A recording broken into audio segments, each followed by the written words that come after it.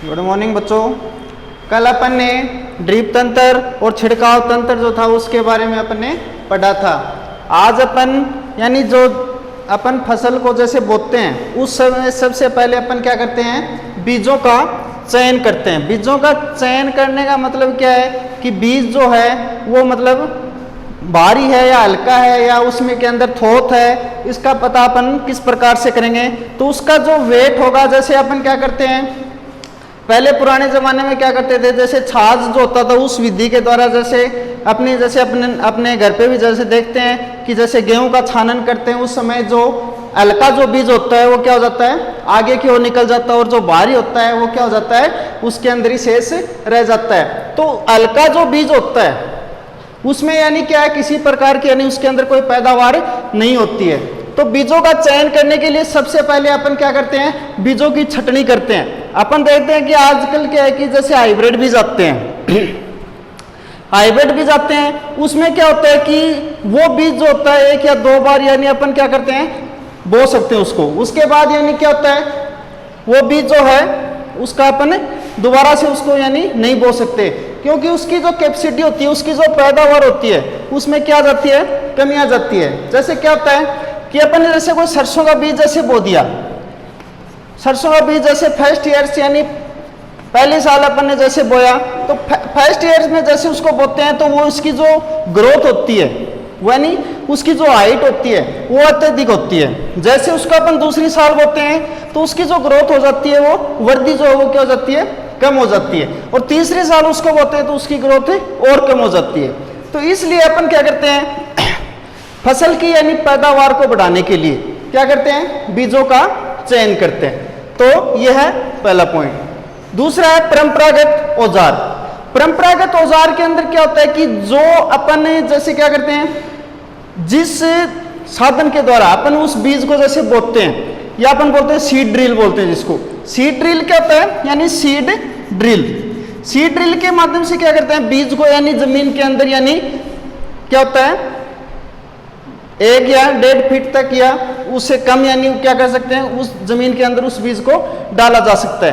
तो आजकल जैसे क्या होते हैं, जैसे कल्टीवेटर होता है उसके माध्यम से यानी उसके क्या होते हैं, खुरपीले यानी होते हैं, तो उस बीज को यानी उसके अंदर जमीन के अंदर आसानी से डाला जा सकता है। यानी नीचे जो नमी युक्त जो स्थान है वहां पे बीज आसानी से अगर चला जाता है तो क्या होगा, बीज आसानी से यानी अंकुरित हो सकता है।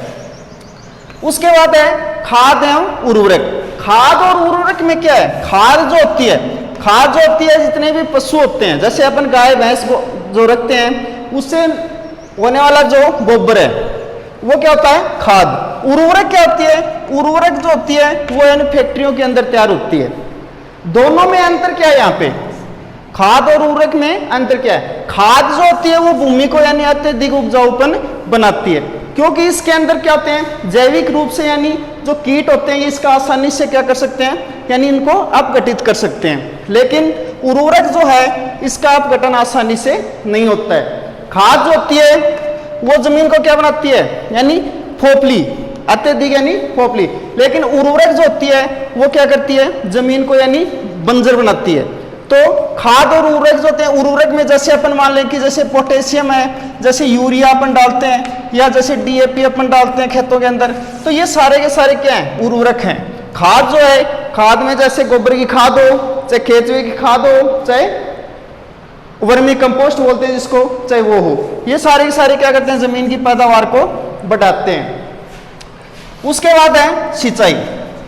सिंचाई में क्या होता है, सिंचाई जैसे अपन क्या करते हैं, अगर जैसे ये मान लो कि अपन ने कोई भी जैसे फसल को जैसे बोया है, अगर उसके अपन 15 या 20 दिन के बाद जैसे सिंचाई नहीं करते हैं उसकी, तो अंकुरित होने वाला बीज क्या हो जाता है, अत्यधिक धूप के कारण से क्या हो जाता है, वो नष्ट हो जाता है। तो उसके लिए अपन क्या करते हैं, सिंचाई करते हैं। तो सिंचाई जो होती है, सिंचाई करने के लिए जैसे साधन होते हैं, परंपरागत भी होते हैं, गैर परंपरागत भी होते हैं। तो इसके अंदर क्या होता है, जैसे सिंचाई के साधनों में जैसे ड्रिप तंत्र होता है, ड्रिप तंत्र या फुहारे के माध्यम से या नदियों के माध्यम से, झरनों के माध्यम से यानी सिंचाई है वो की जाती है। सिंचाई के जो पारंपरिक तरीके होते हैं, सिंचाई के पारंपरिक तरीकों में पहले, आजकल तो ऐसा सिस्टम नहीं है, लेकिन पहले क्या होता था, जैसे गिरनी चैन पैम्प देख ली, रैट के माध्यम से यानी पानी को क्या किया जाता था, बाहर निकाला जाता था। रैट जो होता है उसमें क्या था, जैसे बैलों को जोड़ करके और वो क्या किया जाता था, इस प्रकार से उनको घुमाया जाता था, तो अंदर से क्या था पानी है वो बाहर आता था और क्यारियों के माध्यम से क्या करते थे, सिंचाई करते थे। उसके बाद इन सारे के सारे जितने भी जो पूरा जो फसल उत्पादन का जो सिस्टम है वो यानी उस माध्यम से क्या करते हैं, पशुओं का भी पालन करते हैं। पशुओं को पालते हैं अपन, जैसे खेतों में रहते हैं या गांव में जो भी रहते हैं उसमें क्या करते हैं, गाय भैंस बकरी जो भी है भेड़ जो रखते हैं, दूध का व्यापार करना, ये सारा का सारा जो सिस्टम है किसके ऊपर आधारित है, फसल उत्पादन के ऊपर ही आधारित है। तो आज अपना जो लेसन है फसल उत्पादन एवं प्रबंधन वो यहाँ पे क्या होता है, समाप्त होता है। और इसके अंदर आपको जो क्या करने हैं, क्वेश्चन करने हैं कॉपी के अंदर, वो कौन कौन से क्वेश्चन है वो आपको मैं यहाँ पे लिखवा देता हूँ। तो किताब के अंदर आप जब भी यानी खोलोगे किताब, आप लेसन को पढ़ोगे तो उसके अंदर आपको बीजों का चयन किस प्रकार से करते हैं। सबसे पहला जो यहाँ पे 4 क्वेश्चन मैंने कल भी लिखवा दिया आपको, और आज नेक्स्ट जो क्वेश्चन है वो है 6 क्वेश्चन है, बीजों का चयन किस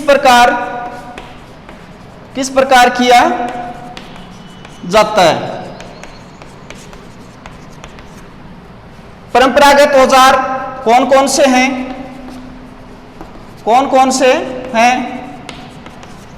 खाद एवं उर्वरक में अंतर क्या है, खाद के लाभ क्या हैं, सिंचाई के स्रोत कौन कौन से हैं,